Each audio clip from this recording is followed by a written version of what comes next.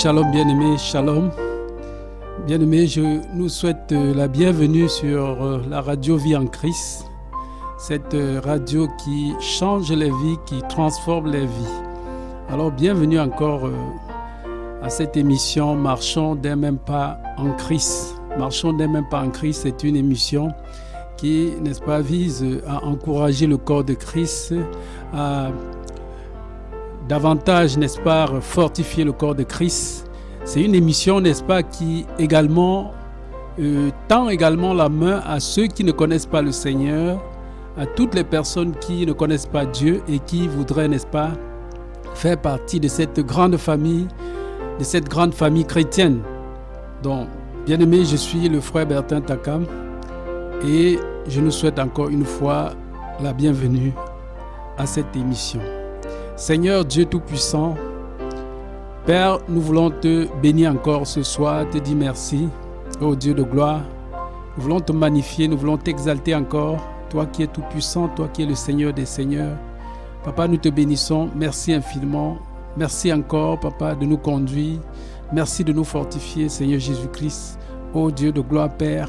Merci, Père, de nous accorder encore, Seigneur, Papa, ta force, Père éternel. Merci encore de tendre ta main, Seigneur, mon Dieu, mon roi, d'inviter encore ton peuple aussi nombreux, Seigneur, à rejoindre le corps de Christ que tu es, Père, à rejoindre ton corps, Père éternel, mon Dieu, mon roi. Papa, je prie, Seigneur Jésus, que les forteresses, Seigneur, s'écroulent encore, Père éternel, que les forteresses tombent, Papa, ô Dieu de gloire. Seigneur, tu es tout puissant, Seigneur, mon Dieu, mon roi. Papa, ta grâce, Seigneur, Père éternel, Dieu de gloire, Seigneur.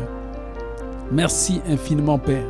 Toi qui es Dieu, merci encore, Papa. Merci encore, Père, de nous conduire, Seigneur, tout le long de cette édification. Merci infiniment, toi qui vis, toi qui règnes pour l'éternité. Au nom de Jésus-Christ. Amen. Bien-aimés, notre exhortation de ce moment, c'est dans Colossiens 3.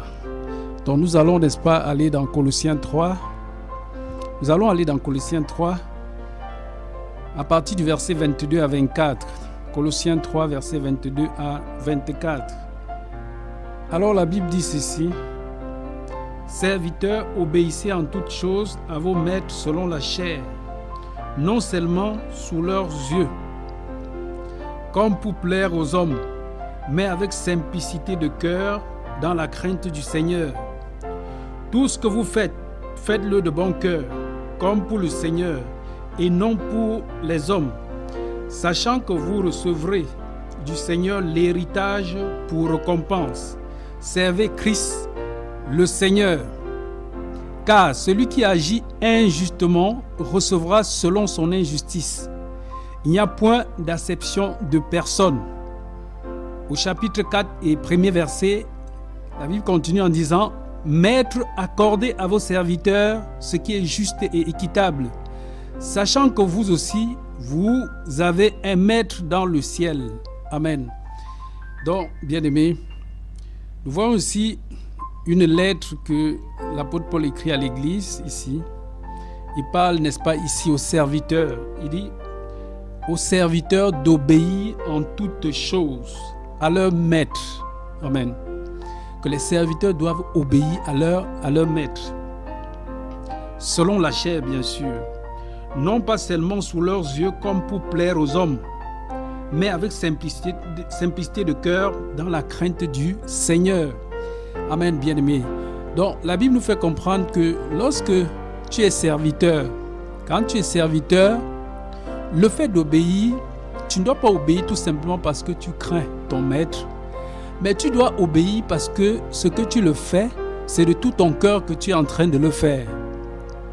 C'est de tout ton cœur, de toute ton âme que tu es en train de le faire. Amen. Bien-aimé, je ne sais pas ce que tu fais actuellement dans la vie active. Je ne sais pas qu'est-ce qui t'occupe. Quelle est la fonction que tu occupes. Je ne sais pas si peut-être que tu es peut-être une ménagère quelque part. Peut-être que tu es planton. Peut-être que tu es vigile dans une société. Ou encore peut-être que tu es balayeur de rue. Ou encore que tu travailles Isakam. La Bible dit que lorsque tu le fais, tout ce que tu le fais et que tu dois faire, tu dois le faire de bon cœur, de tout ton cœur. Tu dois le faire de toute ton âme. Pas parce que tu attends forcément un salaire, mais déjà parce que tu aimes ce que tu fais et que ce que tu fais, tu le fais pour Dieu. Amen. Tout ce que nous faisons sur terre, nous le faisons pour le Seigneur. Nous le faisons pour Dieu. Donc, nous devons aimer, n'est-ce pas, ce que nous faisons. À partir du moment où tu as demandé un travail, par exemple, et tu as reçu un travail, peu importe, n'est-ce pas, ce travail, même si tu crois que c'est un travail qui n'est pas bien rémunéré, mais la Bible te dit que tu dois le faire de bon cœur. Tu dois le faire avec amour, avec sincérité et franchise. Tu dois être fidèle et sérieux dans ce que tu fais. Alléluia. La Bible nous encourage, n'est-ce pas, d'être des modèles en toutes choses. Être des modèles en toutes choses, bien-aimés. Alors, le Seigneur lui-même était un exemple. Le Seigneur, quand on parle, n'est-ce pas, du service, le plus grand serviteur, c'est Jésus-Christ de Nazareth. C'est Jésus de Nazareth. Lui qui est notre maître. Il est en même temps serviteur et maître. Amen. Le Seigneur, c'est le modèle. Et nous devons, n'est-ce pas, copier, n'est-ce pas, l'exemple de notre Seigneur Jésus-Christ. Souvenons-nous, n'est-ce pas, dans Jean 13 que nous allons même lire. Jean 13 à partir du verset... Jean 13, à partir du verset 4, la Bible dit ceci. À partir du verset 3, Jésus qui savait que le Père avait remis toutes choses entre ses mains, qu'il était venu de Dieu et qu'il s'en allait à Dieu, se leva de table, ôta ses vêtements et prit un linge dont il se ceignit. Ensuite, il versa de l'eau dans un bassin et il se mit à laver les pieds des disciples et allait essuyer avec le linge dont il était saint. Il vint donc à Simon-Pierre et Pierre lui dit, « Toi, Seigneur, tu me laves les pieds. » Jésus lui répondit, « Ce que je fais, tu ne le comprends pas maintenant, mais tu le comprendras bientôt. » Pierre lui dit, « Non, jamais, tu me laveras les pieds. » Jésus lui répondit, « Si je ne te lave, tu n'auras point de part avec moi. » Simon-Pierre lui dit, « Seigneur, non seulement les pieds, mais encore les mains et la tête. » Jésus lui dit, « Celui qui est lavé n'a besoin que de laver ses pieds pour être entièrement pur.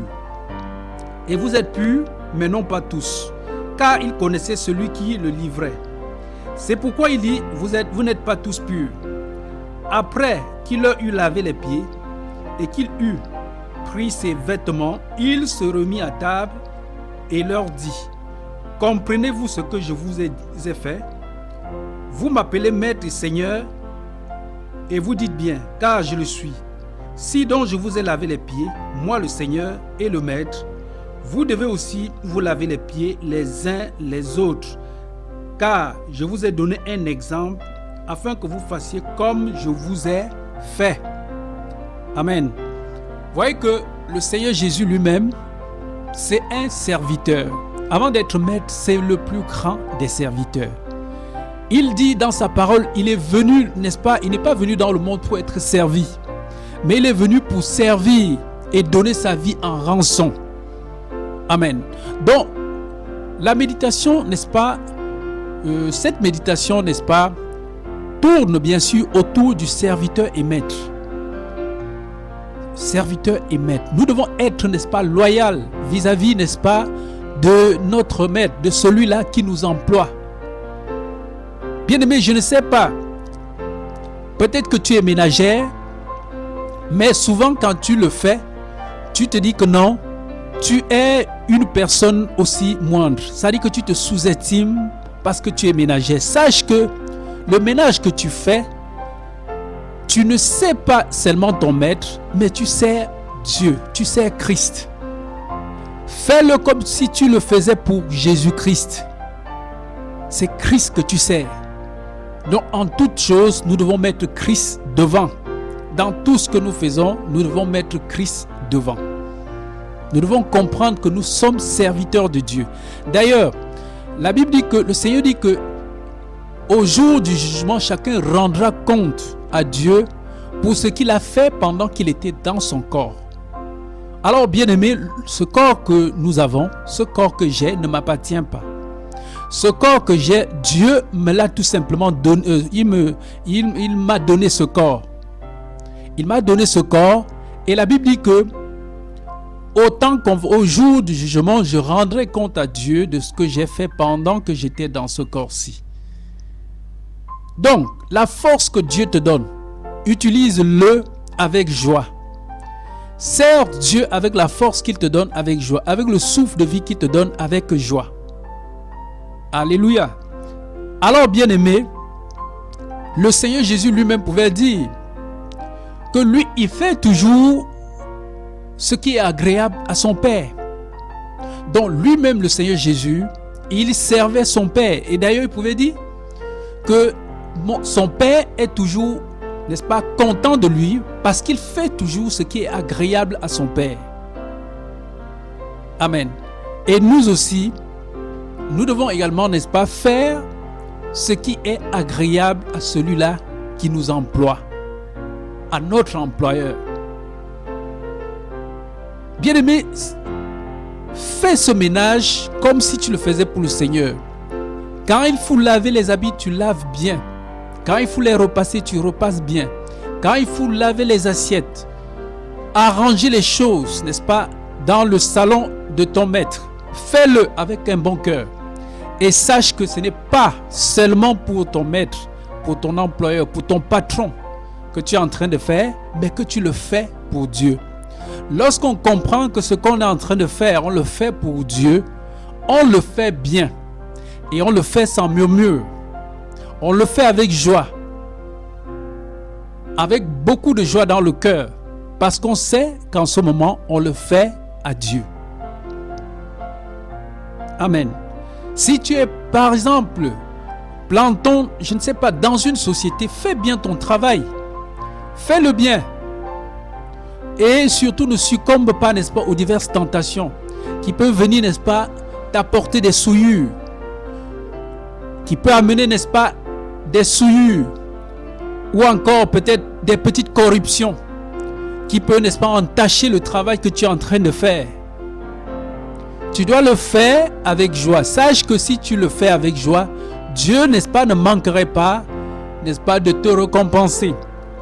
Et même parfois, même sur place, Dieu va se servir des personnes sur place pour te donner de comprendre que le travail que tu fais est bien. Si, mon frère, ma soeur, tu travailles, je ne sais pas, dans un magasin, je ne sais pas, dans un supermarché, fais bien ton travail et sois honnête. Fais le travail et sois honnête. Ne cherche pas à jongler, parce que si tu jongles les choses à l'intérieur, ce n'est pas seulement ton patron que tu es en train de voler, mais tu es en train de voler Dieu. Parce que ça, Dieu voit tout cela. Tu es en train de voler Dieu. Donc, fais-le de bon cœur. Fais-le avec toute ton âme. Et tu verras que ce service-là, Dieu va même se servir de ton patron pour te récompenser. À travers ce travail que tu fais honnêtement, Dieu va se servir de tes supérieurs pour t'élever. Et parfois, quand tu le fais, tu te dis que non, est-ce qu'on voit même le travail que je suis en train de faire? Mais bien aimé, les personnes sont là, elles observent. Tes supérieurs sont là et ils t'observent.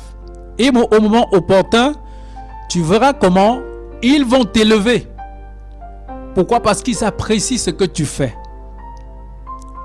Et sache que ce que tu fais, ce n'est pas seulement, n'est-ce pas, pour ton employeur, mais c'est pour Dieu que tu le fais. C'est pour le Seigneur que tu le fais. Amen. On va lire un passage également dans Éphésiens. Éphésiens au chapitre au chapitre 6. La Bible dit, Éphésiens chapitre 6, à partir du verset 5 jusqu'à 9. La Bible dit, « Serviteurs, obéissez à vos maîtres selon la chair, avec crainte et tremblement, dans la simplicité de votre cœur, comme à Christ. Non pas seulement sous leurs yeux, comme pour plaire aux hommes, mais comme des serviteurs de Christ, qui font de bon cœur la volonté de Dieu. Servez-les avec empressement, comme servant le Seigneur et non des hommes, sachant que chacun, soit esclave, soit libre, recevra du Seigneur selon ce qu'il aura fait de bien. Et vous, maîtres, agissez de même à leur égard et abstenez-vous de menaces, sachant que leur maître et le vôtre est dans les cieux et que devant lui, il n'y a point d'acception de personne. Vous voyez, la Bible dit que devant le Seigneur, il n'y a pas de différence devant le Seigneur. Devant le Seigneur, il n'y a pas de privilège. Il n'y a pas le fait que non, tel est beaucoup plus privilégié que tel. Dieu ne se comporte pas comme ça parce que Dieu n'est pas un homme. La Bible dit que Dieu est juste. Toi, le maître, le fait que la façon dont tu auras traité, n'est-ce pas, ton serviteur, si tu l'as bien traité, alors tu seras agréé de Dieu. Mais si tu l'as aussi maltraité, alors Dieu également te demandera aussi les comptes. Amen. Et le Seigneur nous parle ici que nous devons faire toutes choses avec bon cœur, comme pour le Seigneur, comme faisant à Jésus-Christ. Amen. Dans 1 Corinthiens 11 au verset 3, la Bible dit que Christ est le chef de tout homme. L'homme est le chef de la femme et Dieu est le chef de Christ. Amen. Je reprends. 2 Corinthiens 11, verset 3. Christ est le chef de tout homme. L'homme est le chef de la femme et Dieu est le chef de Christ. Amen. Lorsqu'on lit, on comprend ce verset, on comprend, n'est-ce pas, une relation entre serviteur et maître. C'est toujours entre serviteur et maître. Et ça nous donne de comprendre que le serviteur, n'est-ce pas, doit être obéissant. Il doit se soumettre, n'est-ce pas, à son maître. Il doit se soumettre à celui qui l'emploie. Il doit se soumettre à son patron. Amen. Donc, bien-aimé, toi, en tant que chrétien, tu dois être le meilleur exemple, n'est-ce pas, dans le milieu auquel tu te trouves. Tu dois être un exemple. Tu dois être un exemple. La Bible dit que nous sommes la lumière. La lumière, c'est quoi? La lumière, ça veut tout simplement dire que partout où nous sommes, vous savez que le monde, n'est-ce pas, est rempli de ténèbres. Et comme le monde est rempli de ténèbres, s'il y a tout simplement une étincelle, même si tu as, je ne sais pas, même à 2 km, tu dois savoir qu'il y a une étincelle quelque part. L'étincelle là, c'est toi. C'est toi, chrétien, qui connais, n'est-ce pas, la volonté de Dieu. La volonté de Dieu, ça, alors, va faire de toi un témoignage, n'est-ce pas, partout où tu te trouves. Dans ton emploi, à la maison, dans ton ménage, tu dois être un exemple. Tu dois être un exemple. Alléluia. Donc, bien-aimés, nous devons, n'est-ce pas, nous soumettre. La Bible dit que le serviteur, n'est-ce pas, n'est pas plus grand que son maître. Le serviteur n'est pas plus grand que son maître. Le disciple n'est pas, n'est-ce pas, plus grand que son maître également.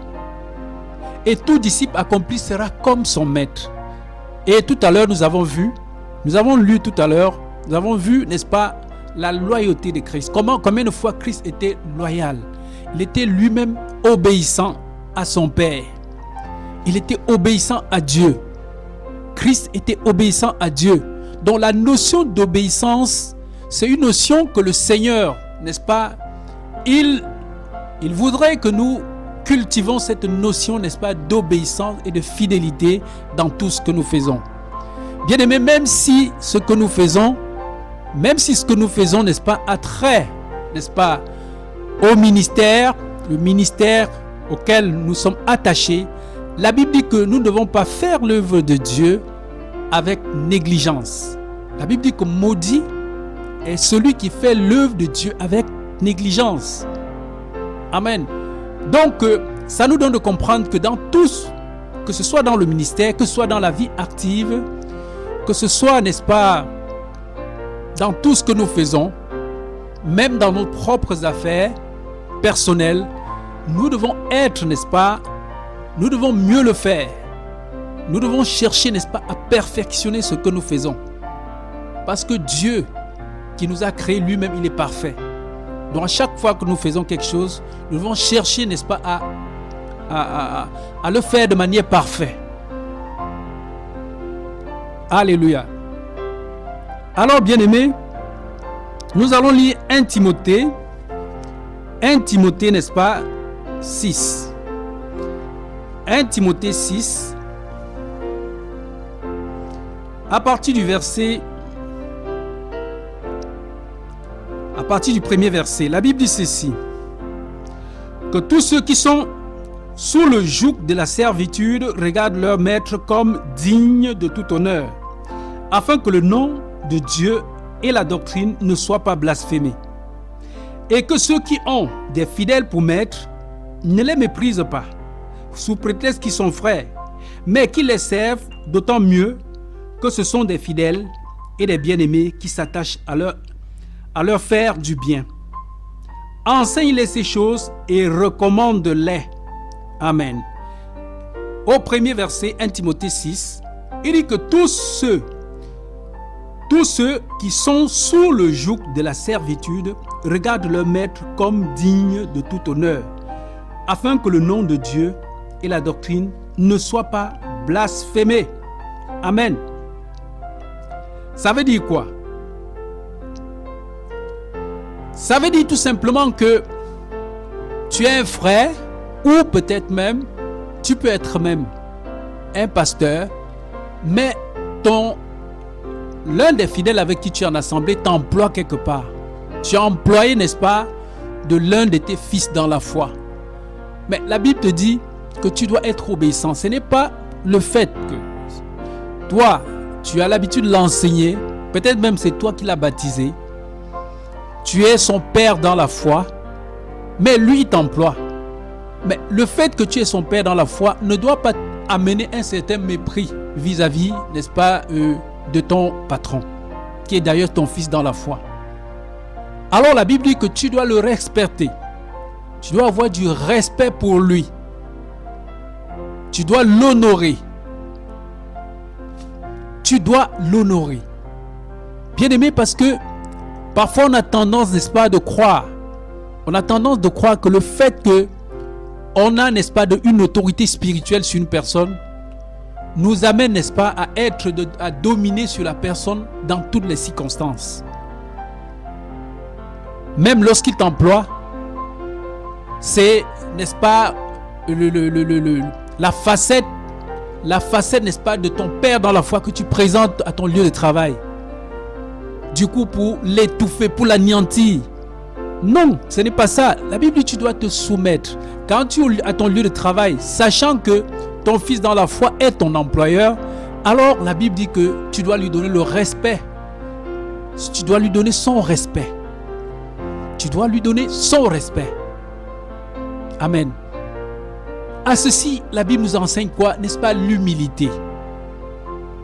L'humilité. Nous devons être humbles. Amen. Et que ceux qui ont des fidèles pour maître ne les méprisent pas, sous prétexte qu'ils sont frères. Amen. Mais qu'ils les servent d'autant mieux que ce sont des fidèles et des bien-aimés qui s'attachent à leur faire du bien. Enseigne-les ces choses, bien-aimés. Que ceux qui ont des fidèles pour maître ne les méprisent pas, sous prétexte qu'ils sont frères. Amen. Alléluia. Qu'ils ne les méprisent pas. Bien-aimés, nous devons donner, n'est-ce pas, l'honneur. À qui nous devons l'honneur? Nous devons donner l'honneur à qui nous devons l'honneur. Lorsque nous comprenons toutes ces choses, lorsque nous comprenons, n'est-ce pas, que nous devons donner honneur à qui nous devons honneur, bien aimé, ça nous amène, n'est-ce pas, à nous soumettre, ça nous amène également, n'est-ce pas, à l'humilité, à nous rabaisser. Ça nous ramène, n'est-ce pas, à nous rabaisser, et ça nous donne, n'est-ce pas, une certaine grandeur spirituelle, une certaine force spirituelle en ce moment. La Bible dit que celui qui se rabaisse, Dieu l'élève. Celui qui se rabaisse, Dieu va l'élever. Si tu te rabaisses là où il faut te rabaisser, alors autant convenant, Dieu aussi t'élève. Le Seigneur t'élève. Nous allons voir également un passage biblique, n'est-ce pas, dans Philémon. Dans le livre de Philémon. Philémon, on va lire à partir du verset 8 jusqu'à 21.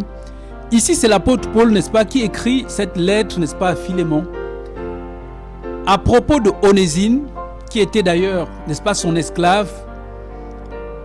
Donc ici, Philémon, qui était un frère dans la foi, qui avait un serviteur qui s'appelait, n'est-ce pas, Onésime, qui, bien même, Onésime s'était enfui et a retrouvé Paul où il était.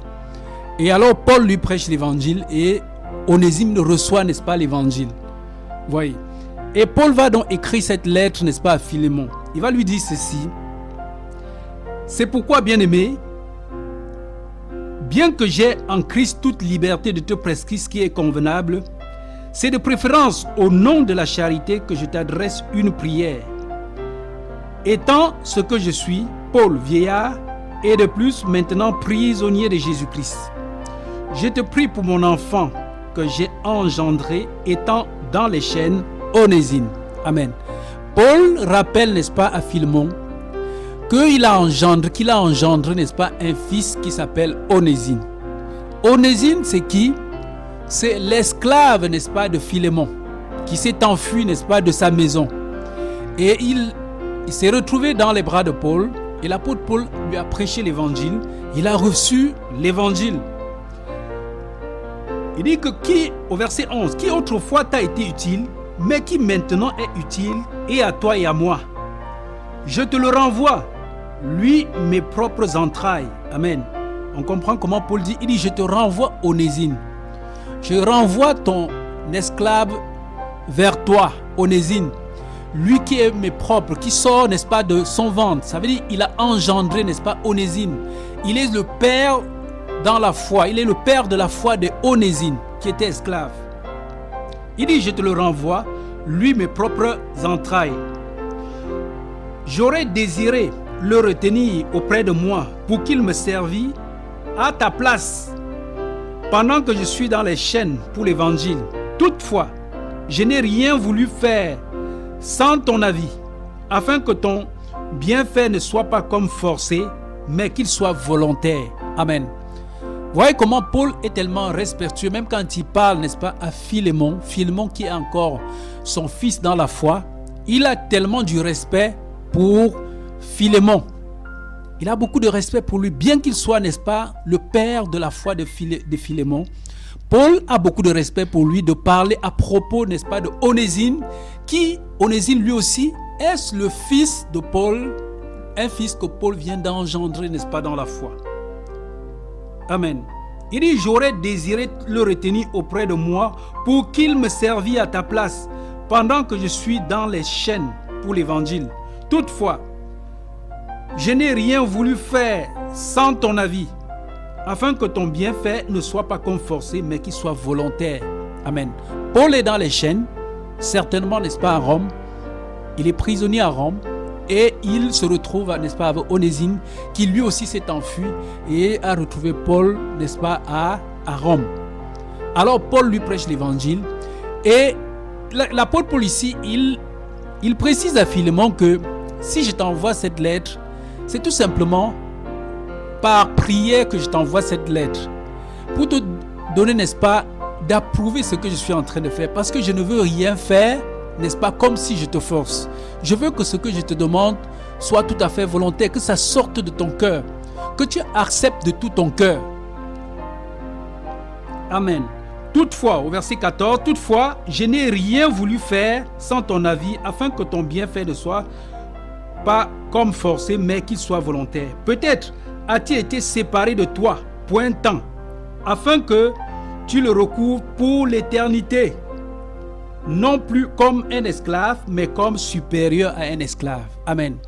Alors l'apôtre Paul dit que certainement peut-être ton esclave Onésime, il s'est séparé de toi et pour que tu le retrouves pour l'éternité.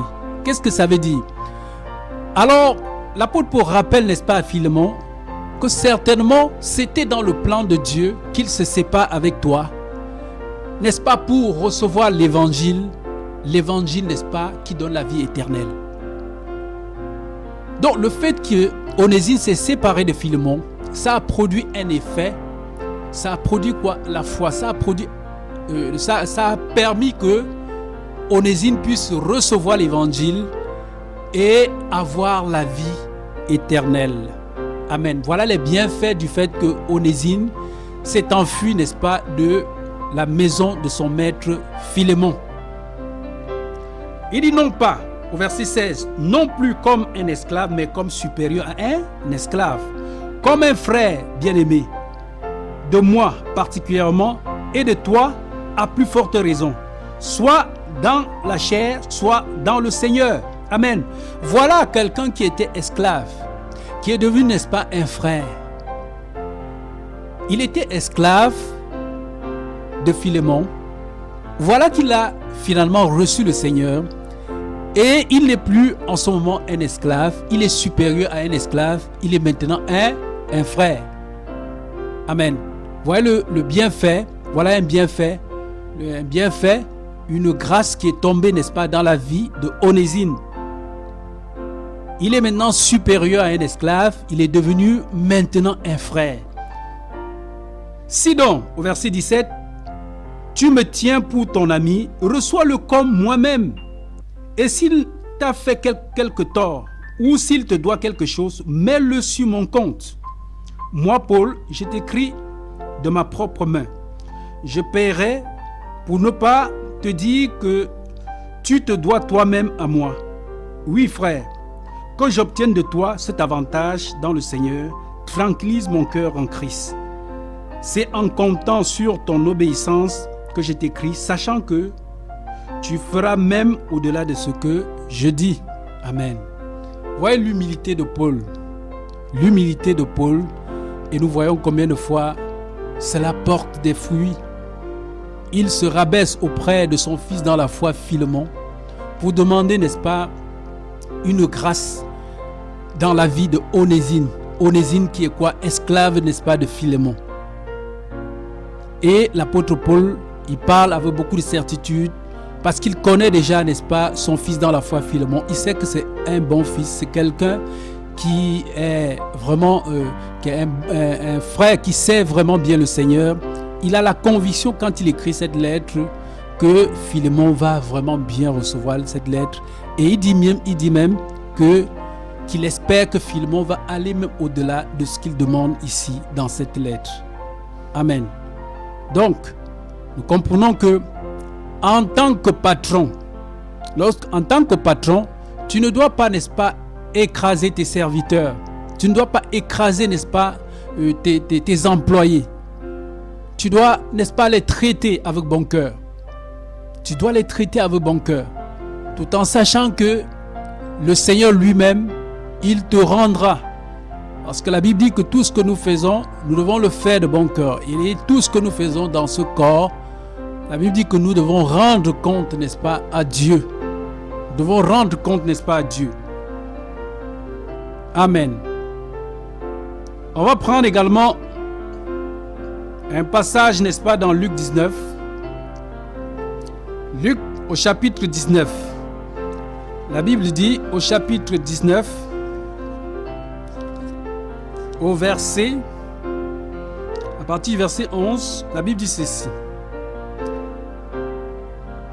Ils écoutaient ces choses et Jésus ajouta une parabole parce qu'ils étaient près de Jérusalem et qu'on croyait qu'à l'instant le royaume de Dieu allait paraître. Il dit donc, un homme de haute naissance s'en alla dans un pays lointain pour se faire investir de l'autorité royale et revenir ensuite. Il appela 10 de ses serviteurs, leur donna 10 mines et leur dit, faites-les valoir jusqu'à ce que je revienne. Mais les concitoyens le haïssaient et ils envoyèrent une ambassade auprès de lui pour dire, nous ne voulons pas que cet homme règne sur nous. Lorsqu'il fut de retour, après avoir été investi de l'autorité royale, il fit appeler auprès de lui les serviteurs auxquels il avait donné l'argent, afin de connaître comment chacun l'avait fait valoir. Le premier vint et dit, Seigneur, ta mine a rapporté 10 mines. Il lui dit, c'est bien, bon serviteur, parce que tu as été fidèle en peu de choses, reçois le gouvernement de 10 villes.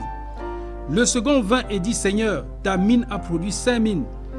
Il lui dit, toi aussi, sois établi dans 5 villes. Un autre vint et dit, Seigneur, voici ta mine que j'ai gardée dans un linge, car j'avais peur de toi, parce que tu es un homme sévère. Tu prends ce que tu n'as pas déposé et tu moissonnes ce que tu n'as pas sémé. Il lui dit, je te juge sur tes paroles. Oui, je te juge sur tes paroles. Méchant serviteur, tu savais que je suis un homme sévère, prenant ce que je n'ai pas déposé et moissonnant ce que je n'ai pas sémé. Pourquoi donc n'as-tu pas mis mon argent dans une banque, afin qu'à mon retour, je le retirasse avec un intérêt? Puis il dit à ceux qui étaient là, ôtez-lui la mine et donnez-la à celui qui a 10 mines. Il lui dit, Seigneur, il a 10 mines. Je vous le dis, on donnera à celui qui a, mais celui qui n'a pas, on notera même ce qu'il a. Au reste, amenez ici mes ennemis qui n'ont pas voulu que je régnât sur eux et tuez-les à ma présence. Après avoir ainsi parlé, Jésus marcha devant la foule pour monter à Jérusalem. Amen. Vous voyez que le Seigneur ici donne une parabole ici. Il donne une parabole d'un homme qui, n'est-ce pas, une parabole des mines. La Bible dit que c'était un homme de haute naissance, certainement un homme issu, n'est-ce pas, des grandes familles, et qui allait, n'est-ce pas, se faire investir et revenir, n'est-ce pas, avant de régner. Vous voyez que ses serviteurs ne l'aimaient pas, parce que la Bible dit qu'au verset 14, mais ses concitoyens le haïssaient. Et ils vont même envoyer, n'est-ce pas, une ambassade après lui. Donc, ça veut dire que après lui, ses serviteurs vont donc envoyer une ambassade pour aller, n'est-ce pas, pour le dévancer, pour, n'est-ce pas, le discréditer là où il allait, pour dire que non, ce n'est pas cet homme qu'il faut investir. Mais malgré le fait que, ce qui est marquant ici, c'est que malgré le fait que ses serviteurs n'aimaient pas, ils n'aimaient pas ce maître, mais toutefois, la plupart ont fait valoir ce qu'il leur a donné. La preuve en est que celui à qui on avait donné le premier vin, au verset 16, il dit, Seigneur, ta mine a rapporté 10 mines. Vous voyez, il dit que ta mine a rapporté 10 mines. Il dit que ta mine a rapporté 10 mines. Alors qu'au verset 13, on dit qu'il appela 10 de ses serviteurs, leur donna 10 mines et leur dit, faites-les valoir jusqu'à ce que je revienne. Chacun avait eu une mine. Et le premier est venu, il a dit, j'ai fait valoir une mine, ça a donné 10 mines. Et alors, le maître dit que c'est bon. L'autre va venir, il va dire, j'ai fait valoir, voilà 5. Donc, ce qui est marquant ici, c'est que quand bien même ces serviteurs n'aimaient pas leur maître, mais ils ont, n'est-ce pas, fait ce que le maître voulait qu'ils fassent. La preuve en est que, en fin de compte, on voit comment le maître les gracie. Leur maître, n'est-ce pas, les récompense. Leur maître les récompense. Il n'y a qu'un qui va venir et il va dire, non, mais Seigneur, je savais que tu es quelqu'un qui moissonne là où tu n'as pas sémé. Alors ta mine, je l'ai gardée et voici ta mine. Vous voyez? Un a été désobéissant. Un a été déloyal avec lui. Et il a dit, liez-le et apportez-le moi. Et il a pris les une mine, n'est-ce pas, qui était entre les mains de ce dernier. Et il a donné, n'est-ce pas, à celui qui avait fait valoir sa mine, qui avait, n'est-ce pas, eu 10 mines. Il a récompensé celui-là. Et dit qu'on donnera à celui qu'il a. Amen. Qu'est-ce que tu as avec toi? Qu'est-ce que tu as? La Bible dit qu'on donnera à celui qui a. Quel est le caractère que tu as? Quel est le fruit que tu portes? L'obéissance. Gloire à Dieu. Si tu es obéissant, la Bible dit que on donnera plus en vertu de cette obéissance. Dieu te récompensera. Amen. La Bible dit Dieu va te récompenser. Donc, bien-aimés, tout ce que nous faisons, faisons de bon cœur. Faisons avec tout notre cœur. Sans murmure. Sachant qu'il y a un maître qui voit ce travail. Sachant que le Dieu Tout-Puissant, il voit le travail que nous faisons. Alléluia. Dieu Tout-Puissant voit. Alors, bien-aimés, nous allons également prendre 1 Corinthiens 2. 1 Pierre 2, autant pour moi. 1 Pierre 2. La Bible dit ceci. Dans 1 Pierre 2, la Bible dit, à partir du verset, je vais lire à partir du verset 18. Serviteurs, soyez soumis en toute crainte à vos maîtres, non seulement à ceux qui sont bons et doux, mais aussi à ceux qui sont d'un caractère difficile. Car c'est une grâce que de supporter des afflictions par motif de conscience envers Dieu, car on souffre injustement. En effet, quelle gloire y a-t-il à supporter de mauvais traitements pour avoir commis des fautes? Mais si vous supportez la souffrance lorsque vous faites ce qui est bien, c'est une grâce devant Dieu. Amen. Donc, bien-aimés, la Bible dit ceci, que en tant que serviteurs, nous devons être soumis, n'est-ce pas, à nos maîtres. Même, n'est-ce pas, à ceux-là qui sont difficiles. Tu as un patron qui est difficile, la Bible dit que tu dois te soumettre à lui. Sachant que dans cette soumission, c'est à Dieu que tu te soumets. Même aux patrons qui sont difficiles, bien-aimés. Personnellement, j'ai eu à travailler avec quelqu'un vraiment d'un caractère difficile. Bien-aimé, j'étais déjà chrétien et par la grâce de Dieu, le Seigneur m'a donné, n'est-ce pas, de pouvoir supporter, n'est-ce pas, tous ces caractères, tout ce mauvais caractère qu'il produisait. Le Seigneur, n'est-ce pas, il m'enseignait, n'est-ce pas, à travers, n'est-ce pas, le caractère de ce patron. Il disait, regarde comment lui, il ne connaît pas la parole.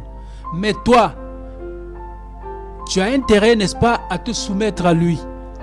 En te soumettant à lui, certainement, ça va le marquer.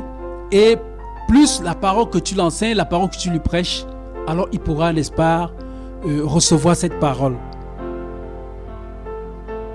Donc, bien-aimé, la Bible dit que même des personnes, des patrons qui sont difficiles, en tant que chrétien, on doit se soumettre, on doit les respecter. Il dit car c'est une grâce que de supporter des afflictions par motif de conscience envers Dieu quand on souffre injustement. Même quand tu es en train de souffrir injustement, la Bible dit même que c'est une grâce. Bien aimé, combien de fois des personnes dans leur emploi, on leur a, n'est-ce pas, on leur a infligé des choses auxquelles ils étaient innocents. On leur a accusés. Parfois les choses même qu'on n'a pas retrouvées. On dit que c'est toi qui as pris, alors que tu es innocent. Parfois même, on peut aller même jusqu'à te renvoyer du travail, te chasser de ton lieu de travail pour des choses que tu ne connais pas. Mais la Bible te dit que lorsque tu souffres injustement, c'est une gloire devant le Seigneur. Ce que tu dois faire aujourd'hui, c'est de bénir ces personnes. Et la Bible dit que toute chose concourt pour le bien de ceux qui aiment Dieu. Si à cause de quelque chose que tu n'as pas fait, tu as perdu, n'est-ce pas, un privilège, bénis le Seigneur tout simplement. Il faut bénir Dieu. Car parfois, c'est plus tard qu'on comprend pourquoi Dieu avait permis, n'est-ce pas, qu'on perde ce privilège. Et Dieu qui est juste, il nous récompense. Car c'est une grâce que de supporter des afflictions par motif de conscience envers Dieu quand on souffre injustement. En effet, quelle gloire y a-t-il à supporter de mauvais traitements pour avoir commis des fautes? Mais si vous supportez la souffrance lorsque vous faites ce qui est bien, c'est une grâce devant Dieu. Amen. Si vous supportez des souffrances en faisant ce qui est bien, la Bible dit que c'est une grâce devant le Seigneur. C'est une grâce devant le Seigneur. Alléluia. Bien-aimé, certainement peut-être tu es secrétaire quelque part, ou peut-être un enseignant dans un établissement. La Bible dit fais ton travail. Fais bien ton travail. Il y a parfois des fondateurs dans certains établissements qui ont des caractères vraiment difficiles. Au point que si vraiment le Seigneur ne garde ton cœur, tu ne parviendras pas, n'est-ce pas, à supporter les caprices qui se font là-bas. Mais par la grâce du Seigneur Jésus, le Seigneur nous demande toujours, n'est-ce pas, de pouvoir les supporter. Surtout lorsque nous avons le Seigneur en nous. La Bible dit que nous devons leur supporter dans ce caractère. Nous devons les supporter.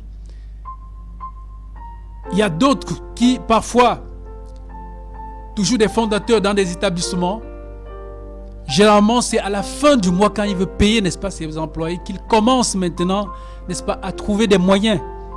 Il cherche des prétextes. Et pourtant, l'établissement rapporte. Mais il cherche des moyens pour ne pas bien te payer. Cela se passe également dans plusieurs établissements, dans plusieurs entreprises, où des patrons, quand déjà la fin du mois arrive, alors qu'ils voient déjà, n'est-ce pas, cette somme d'argent qu'il doit, n'est-ce pas, faire sortir pour payer, n'est-ce pas, ses employés, qu'ils commencent, n'est-ce pas, à chercher des prétextes pour diminuer, n'est-ce pas, le salaire de ses employés. Alors, bien-aimés, la Bible nous dit que devant de tels hommes, nous devons, n'est-ce pas, rester toujours intègres. Nous devons rester intègres. Nous devons rester intègres, ne pas manifester des caractères qui nous amènent, n'est-ce pas, à une certaine confrontation ou quoi que ce soit. Tant que le Seigneur veut que tu sois, n'est-ce pas, dans cette entreprise, tant que le Seigneur veut que tu enseignes dans cet établissement, la Bible dit que fais bien ton travail. Ce n'est pas parce que, en tant que maître, en tant que professeur ou maîtresse, qu'on ne t'a pas bien payé, que tu vas aller, n'est-ce pas, faire un mauvais cours, n'est-ce pas, à tes enfants, aux enfants, à tes élèves. Fais bien ton travail, sachant que c'est à Dieu que tu le fais. Jusqu'à ce que le Seigneur te dise que bon, mon fils, à partir de maintenant, il faut que tu quittes, n'est-ce pas, cette entreprise et je vais t'envoyer ailleurs.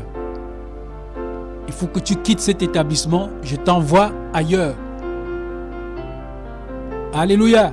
Donc, bien-aimés, soyons des personnes loyales dans ce que nous faisons. Soyons respectueux. Produisons, n'est-ce pas, toujours, n'est-ce pas, un bon exemple partout où nous sommes. Et nous verrons que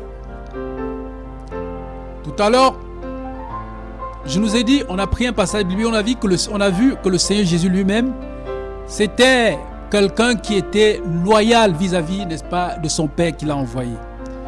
Il respectait son Père qui l'a envoyé. Il a dit que mon Père agit et moi aussi j'agis. Il dit, je fais toujours ce qui est agréable à mon Père. Amen. Et nous verrons également que dans l'Ancienne Alliance, nous allons voir par exemple qu'Abraham, il avait un serviteur qui s'appelait Éliasar. Et Éliasar, il était obéissant. Il était respectueux vis-à-vis d'Abraham. Il se soumettait à Abraham également. On a vu également Josué qui obéissait à Moïse. Il obéissait à Moïse. On a vu également que Moïse était obéissant à Dieu. Moïse était obéissant à Dieu au point que quand le Seigneur l'invite même quelque part, dans Exode, le Seigneur lui dit « Monte sur la montagne ». Alors Moïse monte sur la montagne et s'attendant, n'est-ce pas, que Dieu lui parle, Dieu ne lui dit rien. Il est là, il fait des jours et des jours. Et il est soumis. Timothée également obéissait à Paul. Timothée obéissait à Paul. Amen, bien-aimé. Mais toutefois, il y a également des contre-exemples, comme par exemple Géasi, dans 2 Rois 5, qui a montré le mauvais exemple, qui n'était pas loyal vis-à-vis de son maître, qui était, n'est-ce pas, Élisée. Il n'était pas sérieux. On a vu également la révolte de Corée, de Dathan et d'Abiram.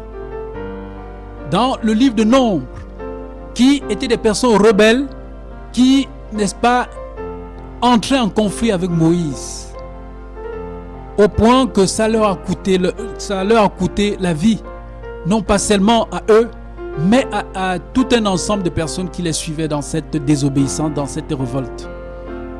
Donc, bien-aimés, nous devons être, n'est-ce pas, loyaux, nous devons être obéissants dans tout ce que nous faisons. Si c'est dans le ministère que Dieu t'a appelé au ministère, sois obéissant dans le ministère et fais l'œuvre de Dieu avec ton cœur. Ne fais pas avec négligence. Fais avec tout ton cœur et le Seigneur, n'est-ce pas, il te le rendra. Dieu te le rendra. Fais-le de tout ton cœur. Tu es apôtre, tu es pasteur, tu es docteur, tu es prophète, tu es évangéliste. La Bible dit que tu dois le faire avec un bon cœur. Dieu te donne des dons, fais-les valoir de tout ton cœur. Tu as eu le don de guérison, tu as peut-être le don de libéralité. La Bible dit fais-le de bon cœur, tout en sachant que c'est pour le Seigneur que tu es en train de faire. Même si les gens ne le reconnaissent pas, même si les gens ne voient pas. La Bible dit que Dieu, il observe et Dieu, il apprécie ce que tu fais.